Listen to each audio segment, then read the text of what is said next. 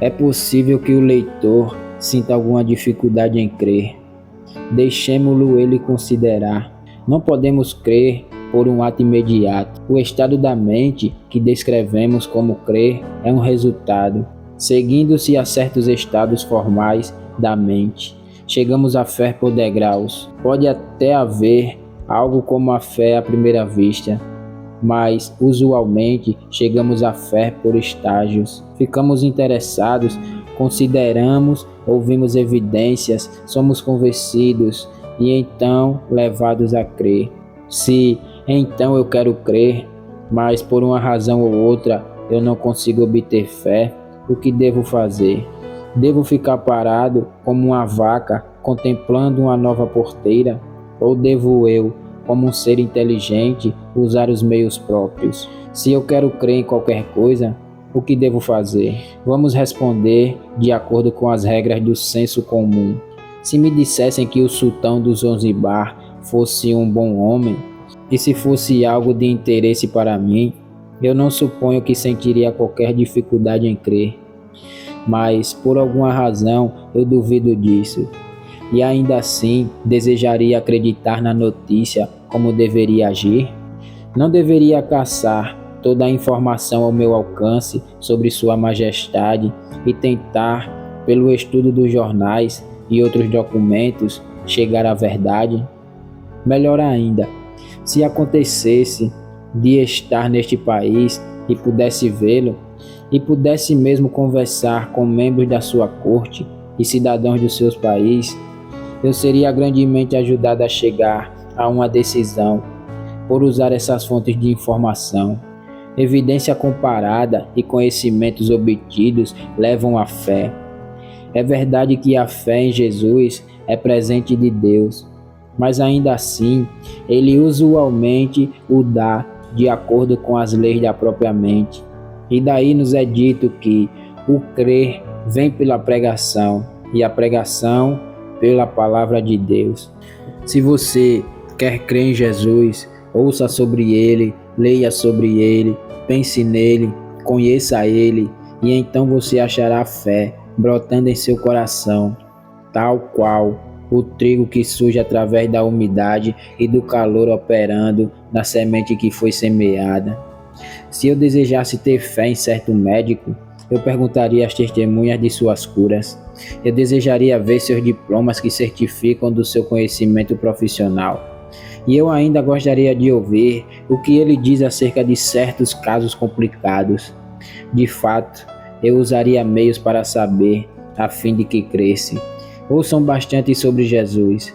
Almas, aos milhares vem a fé em Jesus, pelo ministro que lhe apresenta clara e constantemente.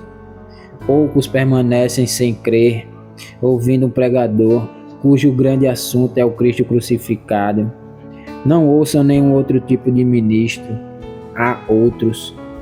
Eu ouvi falar de um que achou em sua Bíblia do púlpito um papel contendo este texto: Senhor, queremos ver Jesus. Vá ao local de adoração para ver Jesus, e se você não pode nem ouvir a menção do seu nome, vá para outro lugar, aonde se pensa mais sobre ele, e é mais comumente apresentado. Leiam bastante sobre Jesus. A Bíblia é a janela pela qual podemos olhar e ver nosso Senhor. Leia sobre a história de seus sofrimentos e mortes com devotada atenção.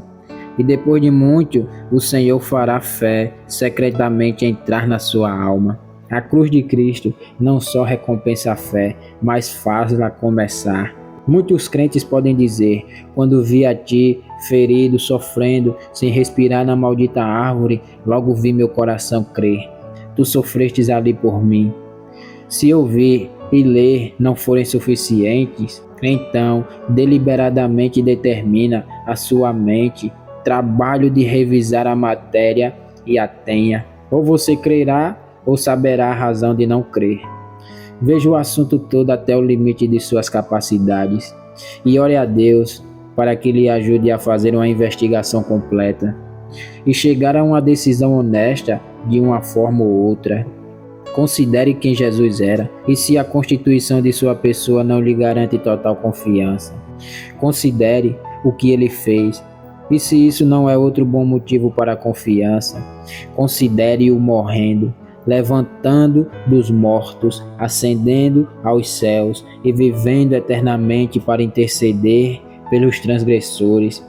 E veja se isso não lhe capacita a ser alguém de quem você pode depender. Então clame a ele e veja se ele não lhe ouve. Quando Usher queria saber se Rutherford era de fato um homem tão santo quanto se dizia ser, ele foi à sua casa como pedinte e ganhou um quarto, e ouviu o homem de Deus derramando seu coração diante do Senhor pela noite. Se você puder conhecer a Jesus, chegue tão perto dele o quanto puder, ao estudar seu caráter e correspondendo ao seu amor. Houve um tempo em que eu precisei de evidências para crer no Senhor Jesus, mas agora eu o conheço tão bem por experimentá-lo, que eu precisaria de muita evidência para que eu duvidasse.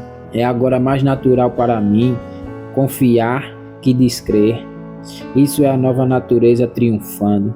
Não era assim no começo. A história da fé é, no começo, uma fonte de fraquezas, mas ação após ação de confiança tornam a fé num hábito. Experiência traz a fé, forte confirmação.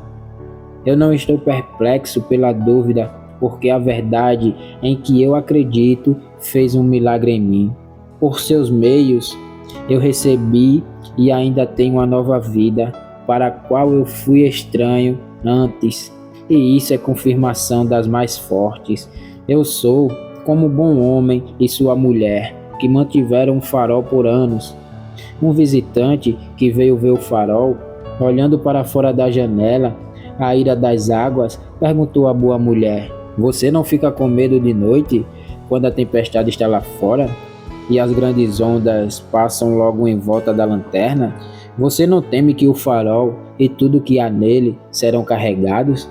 Eu estou certo que teria medo de confiar em uma torre fina no meio das grandes ondas. A mulher comentou que a ideia nunca lhe ocorreria. Ela havia vivido lá por tanto tempo que se sentia tão segura na rocha solitária quanto ela sempre se sentiu vivendo na terra firme. E acerca do seu marido, quando perguntado se ele não se sentia ansioso quando o vento provocava um furacão, ele respondeu: "Sim, eu fico ansioso para manter as lâmpadas bem seguras e a luz queimando, a fim de que nenhum barco naufrague." E sobre a ansiedade da segurança do farol, ou a sua própria segurança nele, ele havia ultrapassado isso tudo. Assim é também com o crente crescido e maduro. Ele pode dizer humildemente: "Eu sei em quem tenho crido e estou bem certo que é poderoso para guardar o meu depósito até aquele dia." Dito isto, nenhum homem tente me inquietar com dúvidas e questionamentos. Eu carrego na minha alma as provas da verdade e do poder do Espírito, e não terei nenhum de seus raciocínios astutos. O Evangelho para mim é verdade. Eu me contentarei em perecer se não for. Eu arrisco o destino eterno da minha alma sobre a verdade do Evangelho, e sei que não há nenhum risco nisso. Minha única preocupação é manter a luz acesa, para que eu possa beneficiar outros. Que apenas o Senhor me dê óleo suficiente para alimentar minha chama, e eu estarei bem contente. Agora, caçador incomodado, se é assim que seu ministro e muitos outros em quem você confia encontrarão perfeita paz e descanso no Evangelho, por que você não encontraria? Está o Espírito do Senhor em dificuldades? As palavras dele não fazem bem aos que andam na retidão? Você não tentará também a virtude que o salva? Todo verdadeiro é o Evangelho, pois Deus é seu autor. Creia nele. Totalmente capaz é o Salvador, pois ele é o Filho de Deus. Confie nele. Todo-poderoso é seu precioso sangue. Busque seu perdão. Totalmente amoroso é seu coração gracioso. Corra a ele agora. Assim, eu insistiria que o leitor buscasse a fé. Mas se ele não deseja, o que mais posso fazer? Eu trouxe o cavalo à água, mas não posso fazê-lo beber. Isso, no entanto, seja lembrado, Incredulidade é intencional quando a evidência é apresentada no caminho do homem e ele se recusa a examiná-la cuidadosamente. Aquele que não deseja saber e aceitar a verdade deve se culpar a si mesmo, se morrer carregando uma mentira. É verdade que quem crê e for batizado será salvo. É igualmente verdade que quem não crê já está condenado. Amém, queridos. Amém.